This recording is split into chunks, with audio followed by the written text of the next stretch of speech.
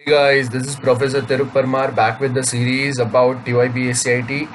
This is a software testing subject. As you can see, I've provided an analysis of university papers from October 2012 till April 2017 for TYB-SCIT semester 5, Mumbai University based subject, that is software testing. So in last lecture, we are already done discussing many of the points.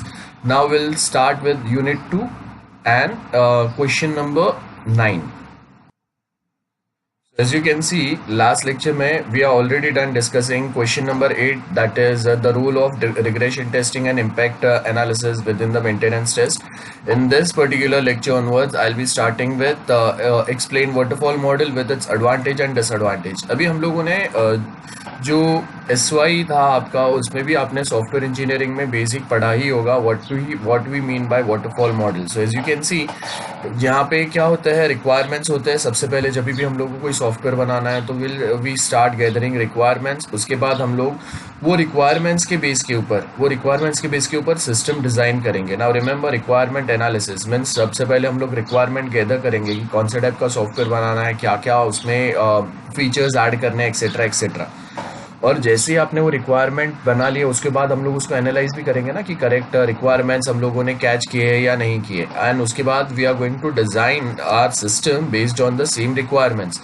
और उसके बाद हम लोग क्या करते हैं, उसको implement करते हैं. इम्प्लीमेंट करना मीन्स क्या, हम लोग वहाँ पे ये जो डिज़ाइंस हम लोगों ने बनाया उसके बेस के ऊपर हम लोग इसको कोड करना चालू करेंगे. नाउ रिमेंबर, ये जो सिस्टम डिज़ाइंस है ना, ये हम लोग के टेक्निकल डिज़ाइंस होते हैं जो हम लोगों को डेवलपमेंट में हेल्प करते हैं. फॉर एग्जाम्पल, डेटाबेस डिज़ाइन होगा, उसके बाद हम लोगों का डीएफडी डायग्राम होंगे, data flow diagram, ER diagrams होंगे, फ्लो चार्ट टाइप होगा कुछ कंसेप्ट. तो वहाँ पे हम लोगों को पता चलेगा कि हम लोगों को कैसे कौन से मॉड्यूल्स या कौन से फॉर्म्स हम लोग को कैसे कनेक्ट करना है. सो वो सेम हम लोग यहाँ डिज़ाइन करेंगे. और उसके बाद क्या होगा, इम्प्लीमेंटेशन होगा.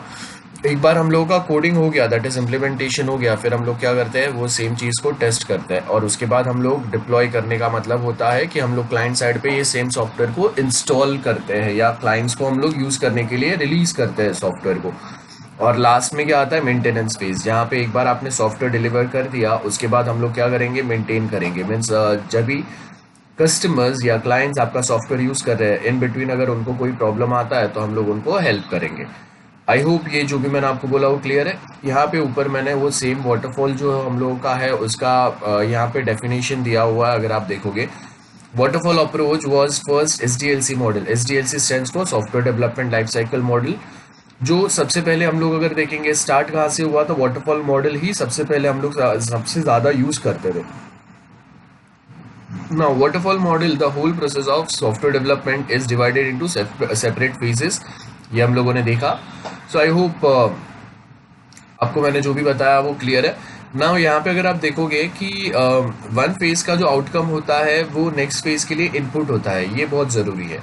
सो रिक्वायरमेंट जब भी हम लोग गैदर करेंगे तो यहाँ पे हम लोगों का रिक्वायरमेंट फेज का जो आउटपुट आया, मीन्स फाइनल रिक्वायरमेंट्स मिलेंगे, ये हम लोग सिस्टम डिज़ाइन में इनपुट्स देंगे. मीन्स ये फेज का आउटपुट जो है, it is an input for a next phase. अगर यहाँ पे हम लोग सिस्टम डिज़ाइन को इनपुट नहीं देंगे रिक्वायरमेंट, तो हम लोग का डिज़ाइन नहीं होगा सिस्टम. आई होप क्लियर है ये. सो यहाँ पे वही है कि हर एक फेज का आउटपुट जो है वो उसके नेक्स्ट फेज के लिए इनपुट होगा. अभी अगर प्रॉपर डिज़ाइन अगर हम लोगों ने बनाया है, डिज़ाइंस अगर हम लोग के प्रॉपर रहेंगे, अगर आउटपुट वो प्रॉपर है, तो फिर क्या होगा, यहाँ पे इम्प्लीमेंटेशन प्रॉपर स्टार्ट हो पाता है. क्लियर. तो ये सिस्टम डिज़ाइन का आउटपुट जो है, it is an input for development या इम्प्लीमेंटेशन. और इसका जो आउटपुट है, it is an input for testing. Then इसका जो आउटपुट है, it is an input for deployment. And उसका जो आउटपुट है, it is an input for maintenance. I hope ये क्लियर है. नाउ नेक्स्ट अभी यहाँ पे हम लोग डिस्कस करते हैं ये जो पर्टिकुलर पॉइंट्स दिए हुए हैं. As you can see the sequential phases. तो ये अगर आप देखोगे ये सारे फेज कैसे चल रहे हैं, यहाँ पे हम लोगों ने देखा ये सीक्वेंस में चल रहे हैं ना, वन आफ्टर अनदर, तो उसको बोलेंगे सिक्वेंशियल फेजेस. सबसे पहले कौन सा रहेगा, requirement gathering analysis, then system design. I hope ये तो हम लोगों ने बहुत बार डिस्कस किया है, आपने सॉफ्टवेयर इंजीनियरिंग में भी पढ़ा रहेगा. और अभी जो मैंने आपको समझाया वो भी सेम चीज़ है. रिक्वायरमेंट और सॉफ्टवेयर डेवलप करने के लिए क्या क्या आपको रिक्वायरमेंट कितने फेजेस में बनाएंगे, इसका डॉक्यूमेंट बनाएंगे, उसके ऊपर हम लोग डिज़ाइंस बनाएंगे. और उसके बाद हम लोग इम्प्लीमेंट मीन्स क्या करेंगे, डेवलप करेंगे. डेवलपमेंट यहाँ से स्टार्ट होगा. उसके बाद इंटीग्रेशन एंड टेस्टिंग, मतलब हम लोग क्या करेंगे, हम लोगों ने ये जो सॉफ्टवेयर बनाया है, as you can see implementation with inputs from system design, the system is first developed in small program, जिसको हम लोग यूनिट्स बोलते हैं। मतलब एक पूरा सॉफ्टवेयर एक साथ पूरा सॉफ्टवेयर नहीं बनेगा ना, उसको हम लोग छोटे छोटे पार्ट में बनाते हैं, और ये जो छोटे छोटे पार्ट्स होते हैं ये कौन से रहेंगे, छोटे छोटे यूनिट्स होंगे, और उसको फिर हम लोग क्या करेंगे, इंटीग्रेट करते हैं। मतलब एक यूनिट को दूसरे यूनिट के साथ कंबाइन करके एक पूरा सॉफ्टवेयर बनाने का, एक पूरा सॉफ्टवेयर या सिस्टम कैसे दिखता है ये चेक करेंगे। सो यहाँ पे भी अगर आप देखोगे इंटीग्रेशन टेस्टिंग जो बोला हुआ है ना, इंटीग्रेशन फर्स्ट, इंटीग्रेशन मीन्स क्या, हम लोगों के सॉफ्टवेयर के ऐसे छोटे छोटे जितने भी यूनिट्स बने हैं ये सबको हम लोग क्या करेंगे, एक साथ एक दूसरे के साथ कनेक्ट करके एक सिंगल सिस्टम बनाने का ट्राई करेंगे, मतलब एक सिंगल सॉफ्टवेयर एप्लीकेशन। और उसके बाद फिर हम लोग क्या करेंगे, यहाँ पे उसके ऊपर टेस्टिंग अप्लाई करेंगे। सबसे पहले सिंगल यूनिट्स टेस्ट होंगे। एक बार अगर वो सारे सिंगल यूनिट्स अगर प्रॉपर वर्क कर रहे हैं तो फिर हम लोग वो सारे यूनिट्स को एक दूसरे के साथ इंटीग्रेट कनेक्ट करके चेक करेंगे वो एक दूसरे के साथ प्रॉपरली वर्क कर रहे हैं या नहीं। और उसके बाद सारे यूनिट्स को हम लोग कंबाइन करके एक सेम सिंगल सॉफ्टवेयर बना देंगे, और वो फिर पूरे सॉफ्टवेयर या सिस्टम को चेक करेंगे। और उसके बाद होता है डिप्लॉयमेंट, मीन्स क्लाइंट साइड पे इसको हम लोग क्या करेंगे, प्रोवाइड करेंगे। और उसके बाद लास्ट में आता है मेंटेनेंस फेज, जहाँ पे अगर क्लाइंट्स जब भी वो सॉफ्टवेयर को यूज़ करें और वो टाइम पे अगर उनको कुछ बग या एरर या कुछ प्रॉब्लम मिला तो वहाँ पे हम लोग क्या करेंगे, उसको भी सॉल्व करने में हेल्प करेंगे। आई होप ये क्लियर है। अभी यहाँ पे नेक्स्ट जो फेज है जिसके अंदर हम लोग बात करते हैं waterfall model applications. Applications means कहाँ पे हम लोग उसको यूजफुल होगा ये। तो ये तो बेसिक दिया हुआ है। Requirements are well documented, clearly fix, product definition stable होता है, technology is understood and not dynamic है, there are no ambiguity requirements, confusion नहीं होता है, थोड़े रिसोर्सेज में कोई भी एक्सपर्ट इसके ऊपर वर्क कर सकता है। एंड कहाँ पे यूज़ होगा ये बेसिकली, तो हम लोग के डेवलप जो सॉफ्टवेयर का क्या सॉफ्टवेयर हम लोग को बनाना है उसके हिसाब से हम लोग क्या करेंगे, ये पर्टिकुलर जो वाटरफॉल मॉडल है इसको थोड़ा थोड़ा मॉडिफाई करके हम लोग यूज़ करेंगे बेसिकली। तो जब भी आपको एक सिंपल सा सॉफ्टवेयर बनाना है और उसके अंदर आपको उसको फेज वाइज बनाना पड़ेगा, यूनिट वाइज बनाना पड़ेगा। आई मीन याद रखिए वाटरफॉल मॉडल में डिसएडवांटेज क्या होता है, वाटरफॉल में अगर हम लोग देखेंगे पानी ऊपर से नीचे आता है, रिवर्स में नहीं जा सकता। सेम वे वाटरफॉल मॉडल में भी अगर आपने एक फेज बना लिया तो उसके बाद आप नेक्स्ट फेज पे जाओगे, वापस प्रीवियस फेज पे हम लोग नहीं जा सकते। तो इसके लिए पूरा सॉफ्टवेयर अगर एक साथ बनाएंगे हम लोग और उसके लिए अगर वाटरफॉल मॉडल फॉलो करेंगे तो वो क्या हो गया, और बहुत बड़ा डिसएडवांटेज हो गया। तो इंस्टेड ऑफ दैट हम लोग क्या करते हैं, एक छोटे छोटे फेजेस, छोटे छोटे यूनिट्स एक सॉफ्टवेयर के वाटरफॉल मॉडल फॉलो करके बनाते हैं हम लोग। So as you can see product definition stable होगा और वो ही दिया हुआ। एडवांटेज क्या होंगे, सो सिंपल एंड इजी है, बहुत इजीली हम लोग मैनेज कर सकते हैं। सालों से हम लोग इसको यूज़ कर रहे हैं, अलग अलग कंपनीज इसको फॉलो कर रहे हैं, तो आप इसके बारे में जो भी इंफॉर्मेशन है बहुत इजीली आप चेक कर सकते हो। किसी आपको बहुत सारे ऑनलाइन रिसोर्सेज भी मिल जाएंगे, हर एक स्टेज प्रॉपरली डिफाइंड है, तो आप कहीं से भी पढ़ोगे तो आपको इजीली पता चल जाएगा हर एक फेज में क्या होता है। आई होप ये बहुत सिंपल सी चीज़ है, हम लोगों ने सॉफ्टवेयर इंजीनियरिंग में पढ़ा था, ऐसे आप ये पढ़ सकते हो। नाउ नेक्स्ट जो है वो है डिसएडवांटेज। तो यहाँ पे अब जैसे मैंने अभी आपको डिसएडवांटेज बताया कि डिफ़िकल्टी क्या है, एक साथ पूरा सॉफ्टवेयर हम लोग नहीं बना पाएंगे, हम लोगों को मल्टीपल वाटरफॉल मॉडल के साइकिल्स चलाने पड़ेंगे। बिकॉज क्या होगा कि अगर हम लोगों ने एक ही टाइम में पूरा सॉफ्टवेयर बनाने का ट्राई किया वाटरफॉल मॉडल से और फिर हम लोगों को पता चला कोई रिक्वायरमेंट्स मिसिंग है या कोई न्यू रिक्वायरमेंट्स ऐड करना है, तो ये जो है वाटरफॉल मॉडल में बहुत डिफिकल्ट हो जाता है। So no working software is produce until late during the life cycle, high amounts of risk and uncertainty, है ना। अगर आपको कुछ चेंजेस करने हैं तो फिर यहाँ पे बहुत डिफिकल्टी हो जाती है अगर एक ही टाइम में एक ही साथ आप पूरा सॉफ्टवेयर बनाने की ट्राई कर रहे हो तो। और हम लोग अगर छोटे छोटे फेजेस या यूनिट्स में बनाएंगे तो हम लोग वहाँ पे इजीली चेंजेस अप्लाई कर सकते हैं। कैसे, जैसे अभी मैंने एक फेज बनाया और वो एक फेज या एक पार्ट हम लोग एक यूनिट मैंने फर्स्ट यूनिट मैंने एक सॉफ्टवेयर का बनाया। वो यूनिट कंप्लीट होने के बाद मैं क्या करूँगा, क्लाइंट से इंटरेक्ट करूँगा, उनको बताऊँगा कि देखो हम लोगों ने आपका सॉफ्टवेयर का ये पार्ट बनाया, ये कुछ ऐसा दिखेगा, ऐसा कुछ इसका आउटपुट आएगा।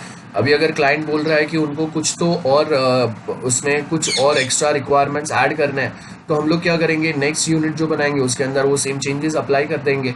और अगर उसको कोई चेंजेस नहीं करने तो जैसा हम लोग का चल रहा है वैसे ही चलते रहेगा। सो यहाँ पे अगर यूनिट वाइज हम लोग बनाते हैं ना सॉफ्टवेयर, तो हम लोग का क्लाइंट से इंटरेक्शन बढ़ जाता है, फीडबैक जो है हम लोग बहुत ज़्यादा बार क्लाइंट्स के पास से ले सकते हैं। और फाइनल जब भी पूरा सॉफ्टवेयर बनेगा या सिस्टम बनेगा, वो टाइम पे क्लाइंट जो है वो ऐसे नहीं बोल सकता कि नहीं मैंने आपको कुछ अलग बोला था और आपने कुछ अलग बना दिया। आई होप क्लियर है।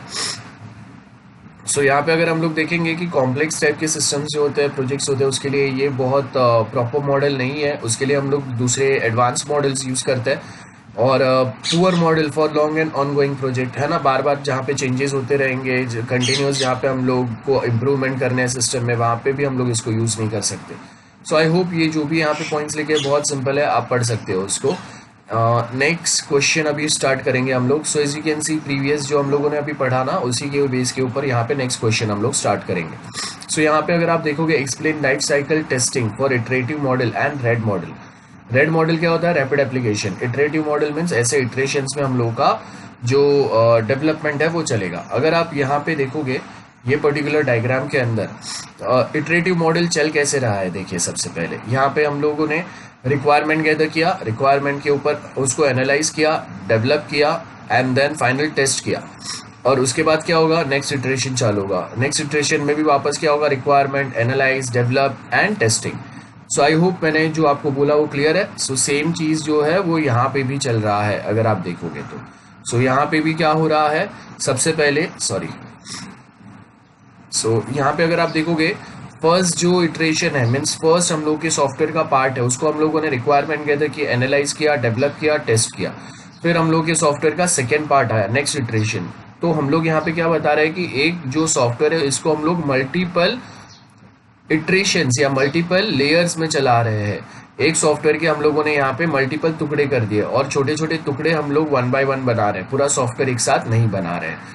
तो बिल्ड वन मीन्स क्या होगा? फर्स्ट सॉफ्टवेयर का पार्ट हम लोगों ने बनाया, तो फर्स्ट सॉफ्टवेयर का पार्ट का रिक्वायरमेंट देखा, एनालाइज किया उसको, फिर उसको हम लोगों ने डेवलप किया और उसके बाद में उसको टेस्ट किया। एक बार वो कंप्लीट हो गया, उसके बाद फिर हम लोग क्या करेंगे? सेकेंड पार्ट बनाएंगे, उसको require, analyse, develop, test, third part and same way it goes up to n number of parts.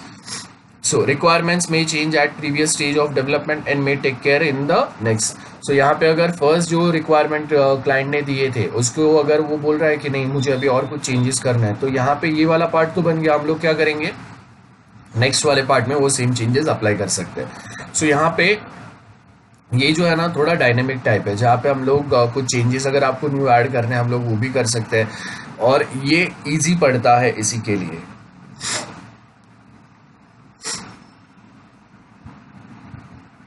Plus यहाँ पे फीडबैक लूप चलता है, मतलब क्या?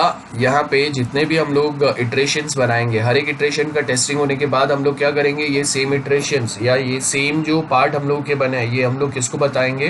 क्लाइंट को या कस्टमर को, और उसके ऊपर हम लोग फिर क्लाइंट या कस्टमर का फीडबैक ले सकते हैं। तो यहाँ पे ये फीडबैक लूप चलेगा। Regression testing increase important on all iteration one after another. Regression testing क्या होता है?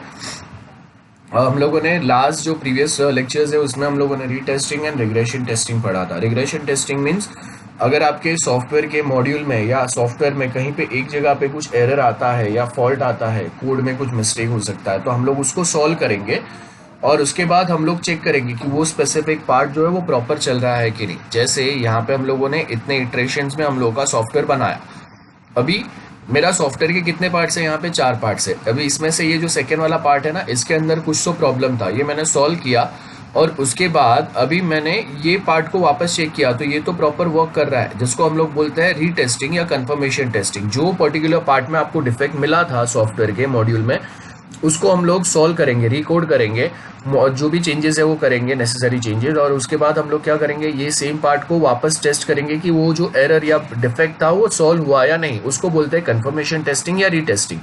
बट जब भी हम लोगों ने सॉफ्टवेयर के ये वाले पार्ट के ऊपर अगर कुछ चेंजेस किए, इट माइट पॉसिबल कि वो जो चेंजेस है उसने अफेक्ट किया हो बाकी सॉफ्टवेयर के पार्ट्स के ऊपर। दैट मीन्स अगर आप सॉफ्टवेयर में एक पार्ट में, एक यूनिट में चेंजेस कर रहे हो, तो हम लोगों को ये भी चेक करना पड़ेगा कि उसका इम्पैक्ट बाकी और कहीं पे तो हुआ नहीं है, और इसको हम लोग बोलते हैं इम्पैक्ट एनालिसिस।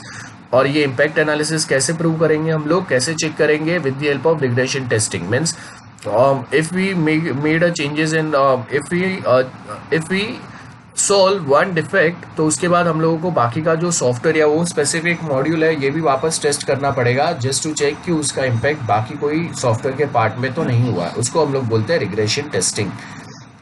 टेस्ट प्लान बनेंगे और ये ज़्यादा प्रैक्टिकल है as compare to waterfall model. I hope ये क्लियर है। और यहाँ पे लिमिटेशंस क्या है, यहाँ पे बहुत ज़्यादा वाटरफॉल के साइकिल्स चलते हैं। तो ये जो भी हम लोगों ने इटरेशंस देखे ना, ये सारे क्या है, 1 by 1 ये सारे वाटरफॉल मॉडल्स है। This is waterfall 1 2 3 like that. तो यहाँ पे अभी कितने ऐसे इटरेशंस जाएंगे ये हम लोगों को पता नहीं है। और अगर हम लोग बोलेंगे कि हम लोगों का जो सॉफ्टवेयर है उसका जो कॉस्ट है वो फिक्स है, तो फिक्स कॉस्ट के ऊपर अगर हम लोग इटरेटिव मॉडल यूज़ करेंगे तो इट माइट पॉसिबल कि कभी कभी हम लोग लॉस में जा सकते हैं, हम लोगों का जो प्रॉफिट है वो कम हो गया। आई होप ये क्लियर है। और ये जो है ना, ये फ्रेजाइल है, मीन्स हम लोग इसको अपने वे में मॉडिफाई कर सकते हैं, टाइम टू टाइम डायनेमिक है।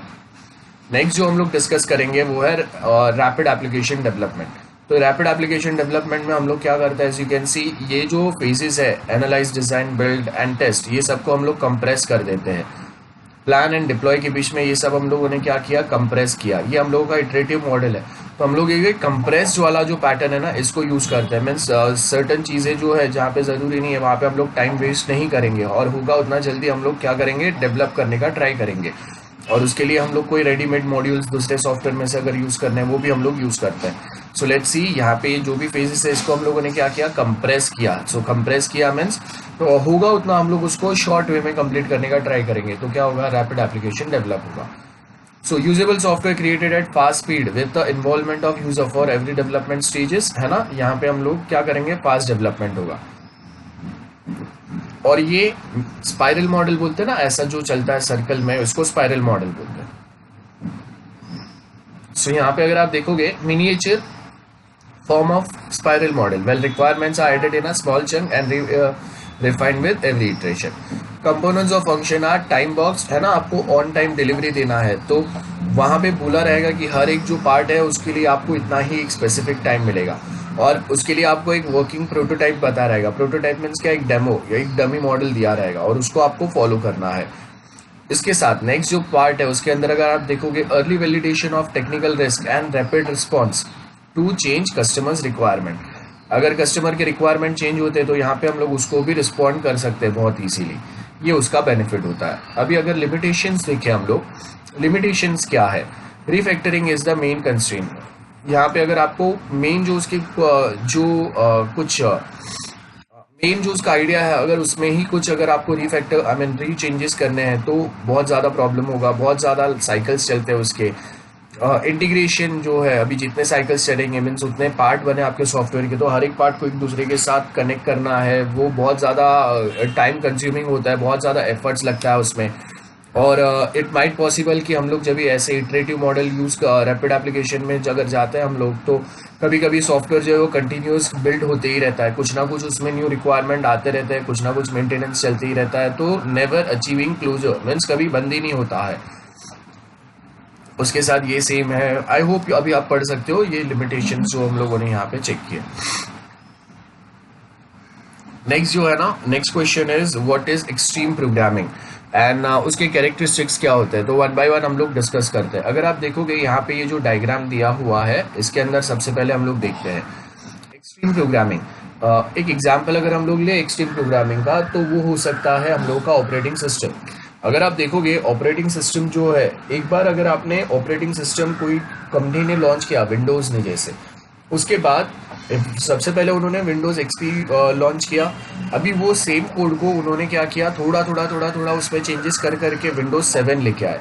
फिर वो जो विंडोज़ 7 था उसके अंदर थोड़े न्यू फीचर्स ऐड किए, थोड़ा उसका लुक लेआउट चेंज किया, उसको थोड़ा और फास्ट और ज़्यादा पावरफुल बनाया।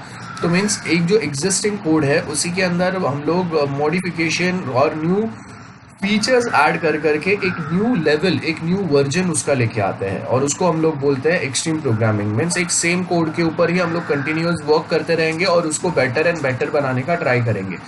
तो विंडोज़ ने भी स्टार्टिंग में विंडोज़ एक्सपी को थोड़ा बेटर बनाने का ट्राई किया, जब भी विंडोज़ 7 आया फिर उसको और थोड़ा बेटर बनाने का ट्राई किया, look and feel wise, new features wise, जिसको विंडोज़ 8 बोलते हैं हम लोग। फिर 8.1 आया, फिर अभी 10 आया। तो क्या कर रहे हैं हम लोग, एक सेम सॉफ्टवेयर के ऊपर, एक सेम कोड के ऊपर हम लोग कंटिन्यूअस इम्प्रूवमेंट करने की ट्राई कर रहे हैं। जो भी उसके प्रॉब्लम्स है उसको हम लोग रेक्टिफाई करने का ट्राई कर रहे हैं, जिसको हम लोग बोलेंगे एक्सट्रीम प्रोग्रामिंग।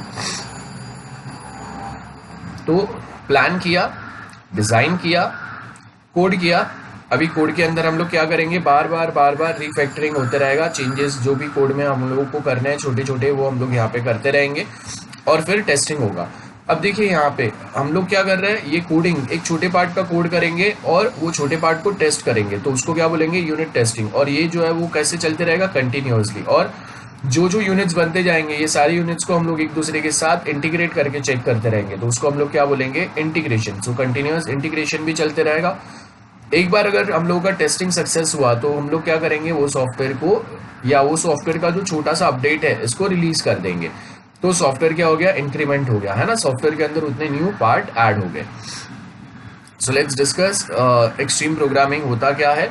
सो यहाँ पे अगर आप देखोगे एक्सट्रीम प्रोग्रामिंग के बारे में थोड़ा बेसिक हम लोगों को दिया है, वन बाय वन डिस्कस करते हैं हम लोग। सो extreme programming currently one of the most well known agile development life cycle. बहुत ज़्यादा हम लोग डायनेमिक बोल सकते हैं, जहाँ पे हम लोग को चाहिए ऐसे चेंजेस भी हम लोग यहाँ पे अप्लाई कर सकते हैं सॉरी।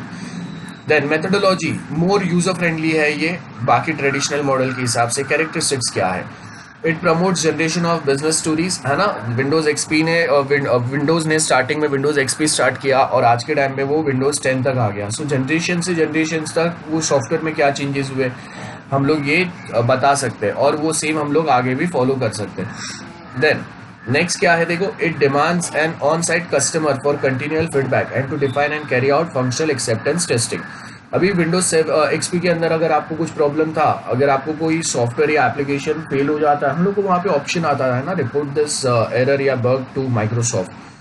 तो आप जब भी माइक्रोसॉफ्ट को रिपोर्ट करते हो तो वो क्या करते हैं, ऐसे बहुत सारे जो बग्स रहते हैं जो बहुत ज़्यादा प्रॉब्लम क्रिएट करते हैं वर्किंग में, उसको क्या वो नोट करके रखते हैं, और वो ऑपरेटिंग सिस्टम का जो नेक्स्ट अपडेट आएगा उसमें वो सेम बग या एरर को वो रेक्टिफाई करने का ट्राई करते हैं।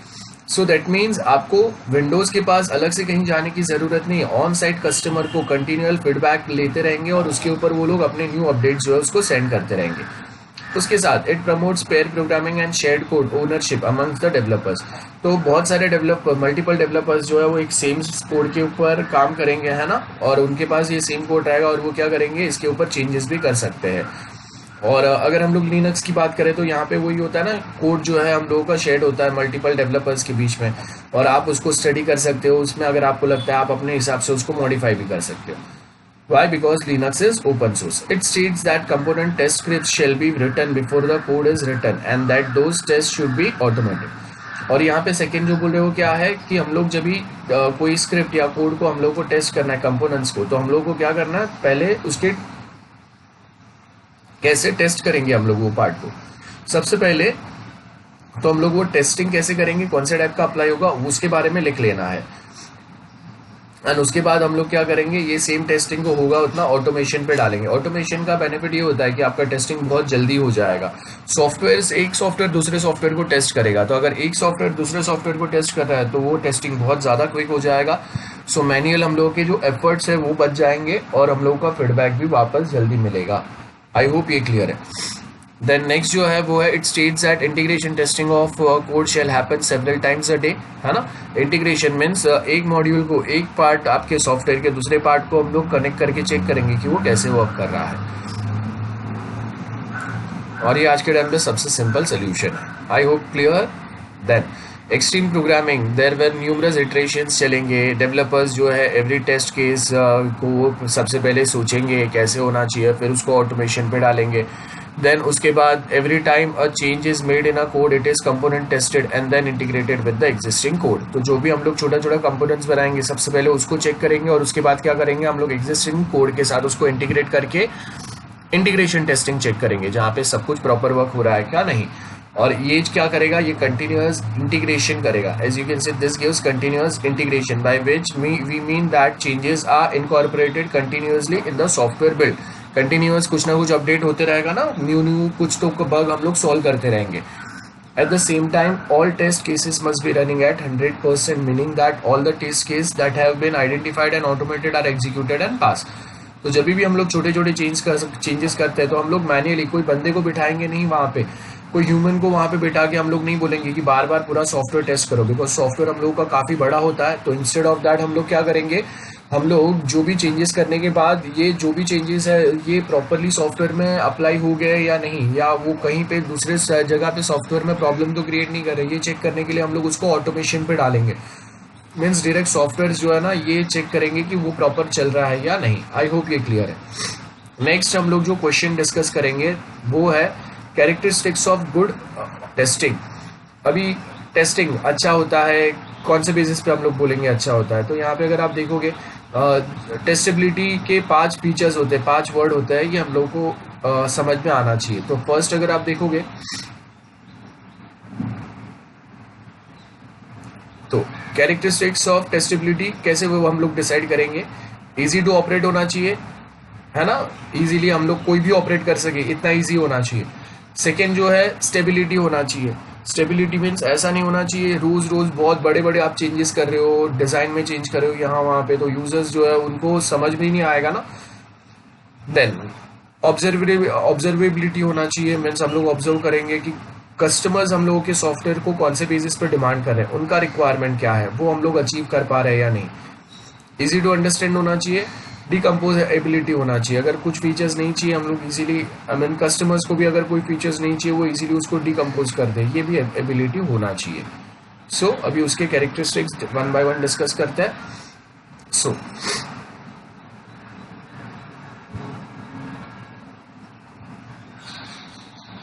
For every development activity there is a corresponding testing activity. जब भी कोई डेवलपमेंट करेंगे टेस्टिंग होगा।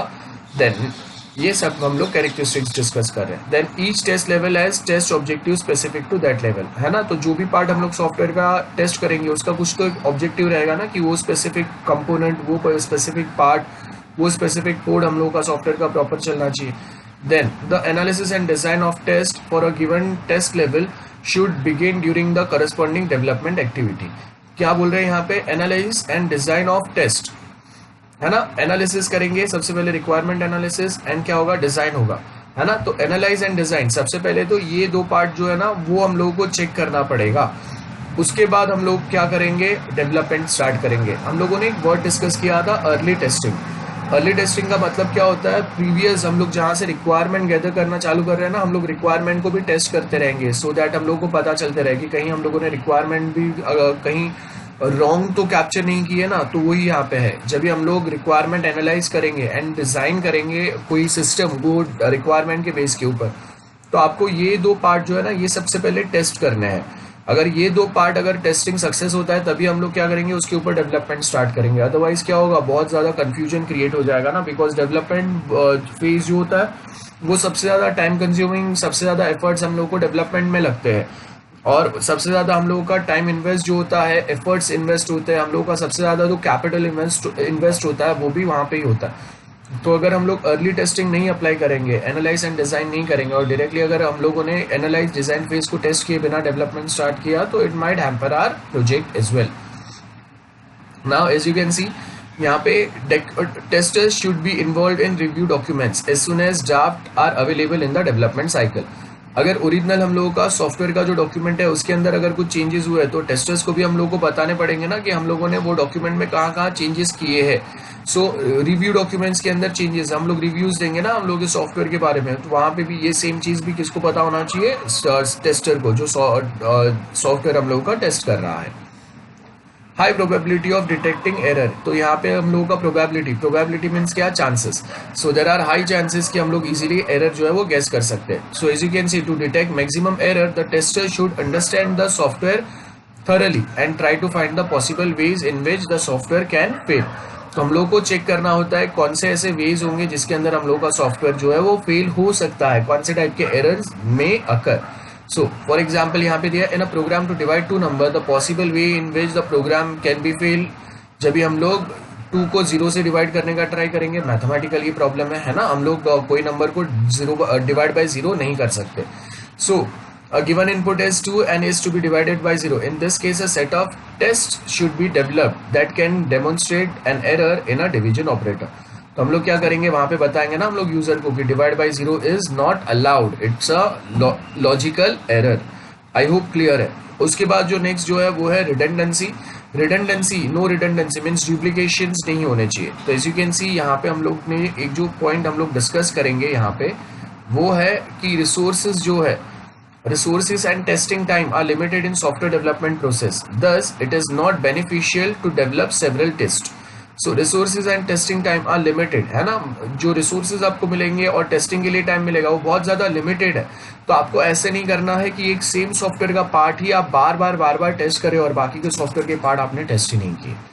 So it is not beneficial to develop several tests which have the same intended purpose. याद रखिए same purpose है। Every test should have distinct purpose. So जितने बार हम लोग टेस्टिंग अप्लाई करेंगे हर एक टेस्टिंग का पर्पस जो है, मोटिव जो है वो अलग अलग होना चाहिए। Choose the most appropriate test. अभी यहाँ पे बहुत सारे टाइप के डिफरेंट टेस्टिंग होते हैं, उसमें से आपके सॉफ्टवेयर स्पेसिफिक कौन सा प्रॉपर है ये आपको डिसाइड करके चूज करना है। So there are many different tests that have same intent but due to certain limitations such as time and resource constraints, तो हम आप यहाँ पे ये भी डिसाइड कर सकते हो कि कभी आपको मैनुअल टेस्ट पे जाना है, कभी ऑटोमेट टेस्ट पे जाना है। नेक्स्ट जो है वो देखिए moderate. A test is considered good if it is neither too simple nor too complex. Over testing भी नहीं होना चाहिए, अंडर टेस्टिंग भी नहीं होना चाहिए, बहुत ज्यादा सिंपल भी नहीं होना चाहिए, अंडर टेस्ट भी नहीं होना चाहिए, बहुत ज्यादा कॉम्प्लिकेटेड भी नहीं होना चाहिए, ओवर टेस्ट भी नहीं होना चाहिए। तो हम लोग को मॉडरेट लेवल जो है वो मेंटेन करना है। आई होप ये समझ में आ गया आपको। नेक्स्ट जो क्वेश्चन हम लोग डिस्कस करेंगे that is question number 13। Here we are going to discuss about significance of stubs and drivers with the help of diagram. तो यहाँ पे अगर हम लोग देखेंगे स्टब्स एंड ड्राइवर्स होते क्या है, अभी हम लोगों ने स्टार्टिंग में एक कंसेप्ट पढ़ा था, मैं आपको एक बार सिर्फ बता देता हूँ फिर हम लोग यहाँ पे वापस आते हैं। इन द सेम यूनिट हम लोगों ने क्वेश्चन 7 डिस्कस किया था इंटीग्रेशन टेस्टिंग, जिसमें हम लोग बताते हैं कि एक मॉड्यूल को दूसरे मॉड्यूल के साथ इंटीग्रेट करते हैं तो उसका बेनिफिट क्या होता है, हम लोग चेक कर पाते हैं ना कि डिफरेंट मॉड्यूल आपस में इजीली कम्युनिकेट कर पाते हैं कि नहीं। ये वाला क्वेश्चन मैंने आपको कराया था। उसके अंदर हम लोगों ने एक अप्रोच डिस्कस किया था जिसमें हम लोगों ने 2 वर्ड्स डिस्कस किए थे, एक था बॉटम अप अप्रोच एंड एक था टॉप डाउन अप्रोच।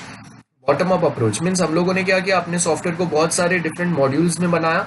अभी अगर मैं टॉप डाउन अप्रोच की बात करता हूँ, रिमेंबर टॉप डाउन अप्रोच, तो वहां पे क्या है, मेरे टॉप वाले जो मॉड्यूल्स है ना वो रेडी है, जैसे A-B-C मॉड्यूल जो है ना वो रेडी है, लेकिन ये E वाला जो मॉड्यूल है ये रेडी नहीं है। लेकिन मुझे अभी पूरा सॉफ्टवेयर चेक करना है ना एटलीस्ट कि वो ऊपर वाले मॉड्यूल्स जो है वो प्रॉपर वर्क कर रहे हैं कि नहीं। तो हम लोग क्या करेंगे, जब तक यहाँ पे ये वाला मॉड्यूल बन नहीं जाता उसके जगह पे हम लोग कोई तो डमी यूज करेंगे जिसके थ्रू हम लोग चेक कर पाएंगे कि पूरा सॉफ्टवेयर बनने के बाद कैसे वर्क करेगा, कैसा दिखेगा। आई होप क्लियर है। टॉप डाउन मॉडल में क्या रहेंगे, टॉप के मॉड्यूल्स रेडी रहेंगे, बॉटम वाले जो रेडी नहीं है उसके जगह पे हम लोग डमीज यूज करेंगे। देन बॉटम अप अप्रोच में क्या होगा, बॉटम वाले मॉड्यूल रेडी है, टॉप वाले रेडी नहीं है, तो वो जो रेडी नहीं है उसके जगह पे हम लोग क्या करेंगे, डमीज यूज करेंगे। तो यहाँ पे top down and bottom up में हम लोगों ने क्या सीखा, कहीं पे टॉप वाले मॉड्यूल रेडी है, बॉटम वाले नहीं है, उसको डमीज से रिप्लेस करेंगे। एंड बॉटम अप में बॉटम वाले रेडी है, टॉप वाले रेडी नहीं है, तो उसको हम लोग डमीज से रिप्लेस करेंगे। फॉर एग्जाम्पल हम लोगों का वेबसाइट कुछ हम लोग बना रहे थे, पूरा वेबसाइट बन गया, अभी लॉगिन वाला पार्ट जो है वो डेवलप करना बाकी है। तो मैं यहाँ पे क्या करूंगा, दूसरे कोई वेबसाइट का मैंने जो लॉगिन वाला साइन अप वाला मॉड्यूल बना रहेगा उसको मैं अपने प्रोजेक्ट के साथ यहाँ पे ऐड करके, मीन्स हम लोगों ने डमी मॉड्यूल एक ऐड करके चेक करेंगे कि वो कैसे पूरा वेबसाइट वर्क करेगा। आई होप ये क्लियर है।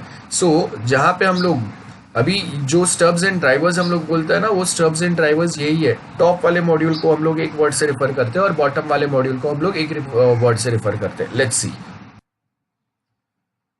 तो अगर हम लोगों ने टॉप वाले मॉड्यूल को रिप्लेस किया उसको हम लोग बोलेंगे ड्राइवर, बॉटम वाले को स्टब। आई होप ये क्लियर है। So as you can see stub, देखो यहाँ पे डेफिनेशन भी मैंने दिया हुआ है। स्टब्स एंड ड्राइवर्स यूज कहाँ पे करते हैं, अभी मैंने बताया आपको, top down and bottom up approach of integration testing. तो अगर हम लोगों का जब भी टॉप डाउन अप्रोच की बात करते हैं तो हम लोगों का टॉप वाले मॉड्यूल्स रेडी है, बॉटम वाले रेडी नहीं है, तो बॉटम वाले को हम लोग डमी से रिप्लेस करेंगे, उसको स्टब्स बोलेंगे। बॉटम अप अप्रोच में बॉटम वाले मॉड्यूल रेडी है, टॉप वाले रेडी नहीं है, तो टॉप वाले मॉड्यूल को हम लोग डमी से रिप्लेस करेंगे, उसको ड्राइवर्स। ड्राइवर्स का मतलब क्या होता है, ड्राइव करना कुछ, तो है ना। तो हम लोग के टॉप वाले मॉड्यूल जो है वो मेन ड्राइवर्स होते हैं। सो अगर आप यहाँ पे देखोगे स्टब्स के बारे में हम लोग को जो एक बेसिक पॉइंट्स दिए हुए हैं वो डिस्कस करते हैं हम लोग।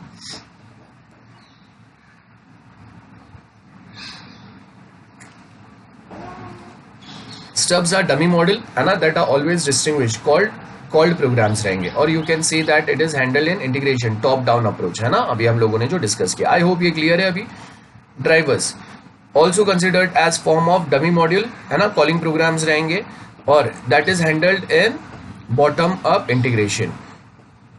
स्टब्स किस में आएंगे, यहाँ पे अगर आप देखोगे टॉप डाउन अप्रोच में, ड्राइवर्स किस में आएंगे, बॉटम अप इंटीग्रेशन टेस्टिंग वाले अप्रोच में। सो ये जो भी मैंने आपको बोला आई होप क्लियर है ना। Most often stubs and drivers are used to replace missing software and simulate missing software के पार्ट है ना, in simulate the interface between software component in a simple manner. Stubs is called from the software component to be tested and drivers called from a components to be tested. ये एक definition आपको याद रखना है। Next part discuss करते हैं, examples कौन से है। सो यहाँ पे देखिए अभी मैंने आपको थोड़े टाइम पहले जैसे एग्जाम्पल दिया था ना लॉगिन वाले का, वो सेम यहाँ पे एग्जाम्पल दिया हुआ है। We have 3 module, login, whom and user module. Login module is ready and need to test, but we call function from whom and user, which is not ready, है ना। तो जो मॉड्यूल रेडी नहीं है उसको हम लोग क्या करेंगे, कॉल करेंगे। So as you can see, to test a selective module, we write a short dummy piece of code which simulates whom and user. तो जो मॉड्यूल रेडी नहीं है उसको हम लोगों ने यहाँ पे डमी से रिप्लेस कर दिया। आई होप क्लियर है। सेम यहाँ पे भी आपको एक एग्जाम्पल दिया हुआ है मैंने नोट्स में, आप ये पढ़ लेना। अभी बहुत सिंपल सा पार्ट है ये, और आप इजीली समझ भी सकते हो। नेक्स्ट क्वेश्चन पे जाते हैं। नेक्स्ट जो क्वेश्चन है यहाँ पे हम लोगों को वापस एक क्वेश्चन पूछा है कि जो इंटीग्रेशन टेस्टिंग होता है, what is integration and list and explain approaches in integration testing. तो हम लोगों ने आई थिंक बहुत सिंपल वे में हम लोगों ने समझ लिया है इंटीग्रेशन टेस्टिंग होता क्या है, हम लोगों को पता है थोड़ा बहुत तो है ना। डेफिनेशन दिया हुआ है, testing performed to expose defects है ना। टेस्टिंग हमेशा क्यों होता है, डिफेक्ट एक्सपोज करने के लिए, यही तो उसका मेन पर्पज होता है। तो testing perform to expose defect in interfaces and interaction between different components. Integration testing starts from 2 components individually tested है ना। 2 कंपोनेंट के बीच में हम लोग क्या करेंगे, 2 कंपोनेंट्स को हम लोग क्या करेंगे, इंटीग्रेट करेंगे, और वो 2 होने के बाद हम लोग बाकी सारे कंपोनेंट्स के साथ ये सेम टेक्निक अप्लाई करेंगे। नाउ अप्रोच और मेथोडोलॉजी जो हम लोग यूज करते हैं, approach of integration depends on how system is integrated, कितने मॉड्यूल है और कैसे हम लोग को उसको इंटीग्रेट करना है। 2 वेज होते हैं इंटीग्रेटेड मॉड्यूल के अंदर, non incremental software integration, big bang approach. ये भी हम लोगों ने प्रीवियस क्वेश्चन में डिस्कस किया था। आप मेरे प्रीवियस वीडियो जो अभी हम लोगों ने इंटीग्रेशन वाला देखा ना, उसी वही सेम क्वेश्चन के अंदर आपको बिग बैंग भी मिलेगा, जहाँ पे हम लोग बिग बैंग मीन्स क्या, एक ही सॉफ्टवेयर के अगर मल्टीपल मॉड्यूल्स है, हम लोग वो सारे मल्टीपल जो भी मॉड्यूल्स है उसको हम लोग क्या करेंगे, एक दूसरे के साथ कोलाइड करेंगे, कनेक्ट करके चेक करेंगे कि हम लोग का पूरा सिस्टम कैसे दिखेगा। इसको बोलते हैं नॉन इंक्रीमेंटल। इसमें कुछ इंक्रीमेंट नहीं हो रहा है, हम लोग क्या करते हैं, खाली जो रेडी मॉड्यूल्स है उसी को हम लोग चेक करेंगे, एक दूसरे के साथ पूरा एक एज अ सिंगल सिस्टम बनाने की ट्राई करेंगे। इंक्रीमेंटल के अंदर क्या होता है, top down approach, bottom up approach and sandwich hybrid means combination of this 2। Top down bottom up मैंने ऑलरेडी आपको सिखा दिया, अभी वापस रिवाइज भी करा दिया, प्रीवियस वीडियोस में भी आपको सेम मिलेगा। आई होप क्लियर है। अप्रोच क्या होता है, नाउ ऑल और most of develop module are coupled together to form a complete software system है ना, ये हम लोग को पता है, टाइम सेविंग होता है ये। उसके साथ if test cases and results are not recorded then integration process becomes difficult है ना। प्रीवियसली हम लोगों ने क्या क्या टेस्ट किया नहीं किया, ये अगर हम लोगों ने रिकॉर्ड नहीं किया तो फिर हम लोग क्या करेंगे, जो पार्ट ऑलरेडी टेस्ट हो गया है वही हम लोग वापस करते रहेंगे, तो क्या होगा, रिडंडेंसी जनरेट होगा, डुप्लीकेशन ऑफ एफर्ट्स, जहाँ पे हम लोग एक सेम काम 10 बार वापस रिपीट कर रहे हैं। क्यों रिपीट कर रहे हैं, बिकॉज हम लोग के पास 10 अलग टीम है और वो हर एक टीम को हम लोगों ने डॉक्यूमेंट अपडेट नहीं किया, हम लोगों ने उनको बताया नहीं है कि कौन सा सॉफ्टवेयर का पार्ट टेस्ट हो गया है और कौन सा बाकी है। स्मॉल सिस्टम बनाने के लिए बहुत ज़रूरी है, बहुत इफेक्टिव भी है, और बड़े सिस्टम्स के लिए ये ज़्यादा फिजिबल नहीं है। Advantages, simple and convenient for small system to check data flow from one module to another module है ना, ये भी हम लोग चेक कर सकते हैं। उसके बाद नेक्स्ट जो है वो क्या है, कम्युनिकेशन बिटवीन वेरियस मॉड्यूल, ये भी चेक कर सकते हैं। नीड्स लेस प्लानिंग है ना, ज़्यादा प्लानिंग करने की ज़रूरत नहीं है। 2 मॉड्यूल बन गए, आपस में कनेक्ट करके चेक करो वर्क कर रहे हैं या नहीं। 3 मॉड्यूल बन गए, वो तीनों को आपस में एक दूसरे के साथ चेक करेंगे। फॉर एग्जांपल ABC 3 मॉड्यूल्स बन गए, एक को मैं B के साथ इंटीग्रेट करूंगा, देन A को C के साथ इंटीग्रेट करूंगा, देन B को C के साथ इंटीग्रेट करके चेक करेंगे कि वो सब आपस में प्रॉपरली वर्क कर रहे हैं या नहीं। देन बहुत बार यहाँ पे अगर आप देखोगे इसके अंदर क्या एक एडवांटेज है, नो स्टब्स और drivers is required to design and code है ना। जब भी टेस्ट करना है वही टाइम पे आपको स्टब्स या ड्राइवर्स लगेंगे। No cost incurred in creating stubs and driver, क्यों, डमीज यूज कर रहे हैं ना, कोई दूसरे प्रोजेक्ट के हम लोग सेम कोड यूज कर सकते हैं यहाँ पे, तो उसके लिए भी आपको कोई अलग से कॉस्ट या टाइम इन्वेस्ट नहीं करना पड़ेगा। Remember, cost means not just we are talking about money, cost means efforts, time as well as people जिसको हम लोग को अपॉइंट करना पड़ेगा ये टास्क पे, तो human resource, time and which are resources required, ये सबको हम लोग कॉस्ट कंसिडर करते हैं।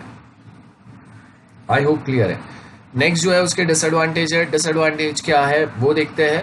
सो डिसएडवांटेज के अंदर अगर आप देखोगे कि all modules are tested at once, so क्या होगा, high risk are not isolated and tested on priority. High risk modules means जितने बहुत ज़्यादा इंपॉर्टेंट कोई मॉड्यूल्स है इसको हम लोग अलग से टेस्ट नहीं कर रहे, ऐसा है, तो हम लोग सारे मॉड्यूल को साथ में टेस्ट करें, तो किसी मॉड्यूल को हम लोगों ने अलग से प्रायोरिटी नहीं दिया है। अगर हम लोग बैंकिंग सॉफ्टवेयर की बात करें तो जो मनी ट्रांजेक्शन वाला पार्ट जो है उसको हम लोग को हाईएस्ट प्रायोरिटी देना चाहिए ना, वो यहाँ पे दिया। Integration testing can only commence when all modules are ready, है ना। इंटीग्रेशन कभी होगा, हम लोग को एक मॉड्यूल को दूसरे मॉड्यूल के साथ इंटरैक्ट कराना है, तो वो कभी होगा जब भी मॉड्यूल्स रेडी होंगे तभी तो होगा ना। देन नेक्स्ट जो है वो देखेंगे अगर हम लोग, तो fault localisation is difficult, probability to miss interface faults. I hope ये क्लियर है, बहुत सिंपल है। हम लोग नेक्स्ट क्वेश्चन डिस्कस करते हैं अभी। सो नेक्स्ट जो क्वेश्चन है, यहाँ पे top down and bottom up approach के बारे में थियरी दिया हुआ है। हम लोगों ने ऑलरेडी, मैंने आपको पहले बता दिया, प्रीवियस लेक्चर में भी देखा है। और सैंडविच या हाइब्रिड है वो क्या होगा, top down and bottom up का कॉम्बिनेशन, जिसको हम लोग हाइब्रिड बोलते हैं। तो आप खुद से एक बार ट्राई कर लीजिए पढ़ने का, कुछ डाउट रहेगा सो मैंने जैसे पहले बोला है कि आप कमेंट सेक्शन में लिख सकते हो, और आप मेरे ईमेल आईडी पे भी सेंड कर सकते हो। It's tirup tirup1488@gmail.com, tirup1488@gmail.com। Question 15 समझते हैं, क्या है question 15, explain conformance directed test levels कौन से होता है। एक होता है सिस्टम टेस्टिंग, डिफरेंट लेवल्स आपको बोलना है, तो यहाँ पे हम लोगों को कुछ ज़्यादा नहीं है, आपको बहुत ज़्यादा थियोरी याद रखना है। इन शॉर्ट यहाँ पे डिस्कस करने जैसा ज़्यादा कुछ भी नहीं है, बिकॉज मोस्ट ऑफ पार्ट हम लोगों ने डिस्कस कर लिया। सिस्टम टेस्टिंग क्या होता है, सिस्टम टेस्टिंग मीन्स जब भी हम लोग के सॉफ्टवेयर के सारे मॉड्यूल्स रेडी हो जाएंगे तो, है ना, तो हम लोग क्या करते हैं, फाइनल लेवल का टेस्ट होता है जहाँ पे सारे मॉड्यूल्स हम लोग कंबाइन करके इज अ सिंगल सॉफ्टवेयर या सिस्टम हम लोग कंप्लीट सिस्टम बनाते हैं और उसके बाद हम लोग चेक करते हैं। तो system testing is final level of software testing process on behalf of developer where a complete system और सॉफ्टवेयर इज टेस्टेड। उसके बाद same way test carried out to analyse the behaviour of, पूरा system कैसे दिखेगा according to requirement specification, है ना। Requirement starting में user ने बोले थे कि ये फंक्शंस मेरे सॉफ्टवेयर में होने चाहिए, ये पर्टिकुलर फीचर्स हम लोग के सॉफ्टवेयर में होने चाहिए, और जब भी हम लोग फाइनल पूरा सिस्टम टेस्ट करेंगे तो वो टाइम पे हम लोग चेक करेंगे कि जो यूजर ने रिक्वायरमेंट दिए थे वो रिक्वायरमेंट के हिसाब से हम लोग का सॉफ्टवेयर प्रॉपर बना है या नहीं। देन नेक्स्ट जो है वो है computer based system check for validity and objective. System testing should investigate both functional and non functional, क्या होता है वो भी हम लोगों ने अभी देख लिया। आई होप क्लियर है। क्या क्या यहाँ पे अभी हम लोग क्या क्या चेक करेंगे, परफॉर्मेंस कैसे देता है वो, तो वहाँ पे हम लोग एक्सट्रीम लोड या स्ट्रेस डाल के चेक करेंगे।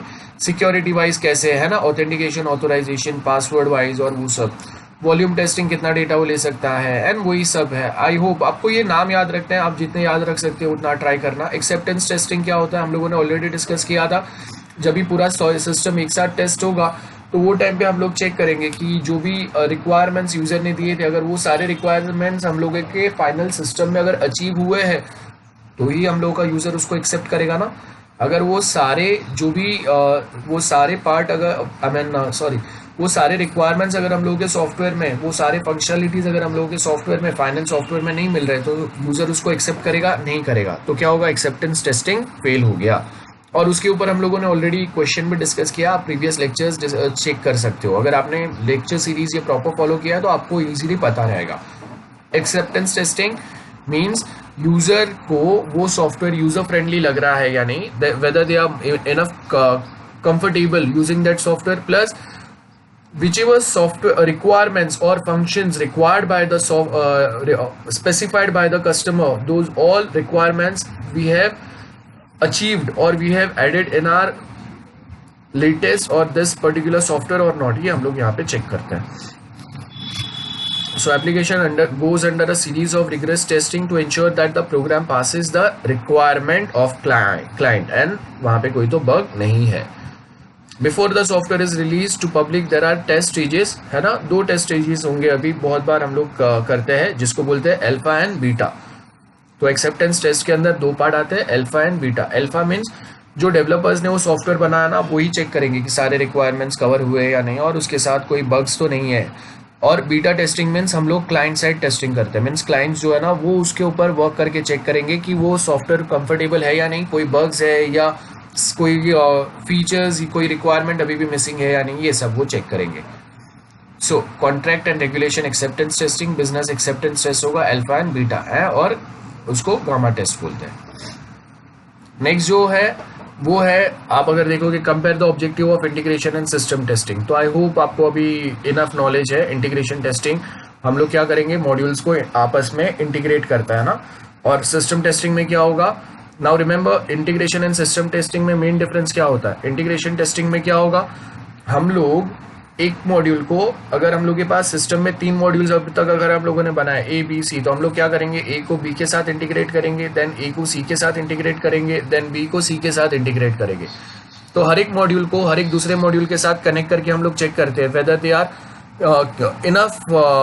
Enough comfortable to communicate with other modules और नॉट। और जब भी हम लोग सिस्टम टेस्टिंग की बात करते हैं तो यहाँ पे क्या होता है, जितने भी मॉड्यूल्स अभी तक हम लोगों ने, जितने भी पार्ट अभी तक हम लोगों ने अपने सॉफ्टवेयर के बनाया है, वो सारे पार्ट को हम लोग एक साथ, वो सारे मॉड्यूल्स को हम लोग एक साथ कनेक्ट करके एक सिंगल सिस्टम या सॉफ्टवेयर बनाएंगे और फिर उसको हम लोग चेक करेंगे। आई होप ये क्लियर है। तो system testing goes under the category of black box testing. Black box testing means क्या, अंदर का क्या लॉजिक हम लोगों ने लिखा है ये यूजर को पता नहीं होता है, अंदर क्या हम लोगों ने एल्गोरिथम फॉलो किया है ये भी यूजर को पता नहीं है, इसको बोलते हैं हम लोग ब्लैक बॉक्स टेस्टिंग। आई होप ये क्लियर है। सो टाइप्स ऑफ सिस्टम टेस्टिंग कौन से होते हैं, जहाँ पे हम लोग सिस्टम का परफॉर्मेंस मीन्स अगर एक साथ बहुत ज़्यादा यूजर्स अगर वर्क कर रहे हैं, बहुत ज़्यादा अगर लोड आ गया तो क्या होगा, स्ट्रेस में अगर डेटा लॉस हो गया तो रिकवरी प्रॉपर हो रहा है कि नहीं, सिक्योरिटी वाइज इंस्टॉलेशन सारे सिस्टम्स के ऊपर, सारे टाइप के ऑपरेटिंग सिस्टम के ऊपर प्रॉपरली इंस्टॉल हो रहा है कि नहीं, ये सब हम लोग चेक करते हैं यहाँ पे। आई होप क्लियर है आपको। सो आज हम लोगों ने इतने क्वेश्चंस जो है वो डिस्कस किए। अभी हम लोग जो नेक्स्ट जो लेक्चर है उसके अंदर इसके आगे के पार्ट्स हम लोग डिस्कस करेंगे। From next lecture onwards I will be starting with question number 17, that is what are the 4 test levels of software testing. So आज जो भी मैंने डिस्कस किया आई होप क्लियर है। So all the best for your exams and see you in the next lecture. Bye bye.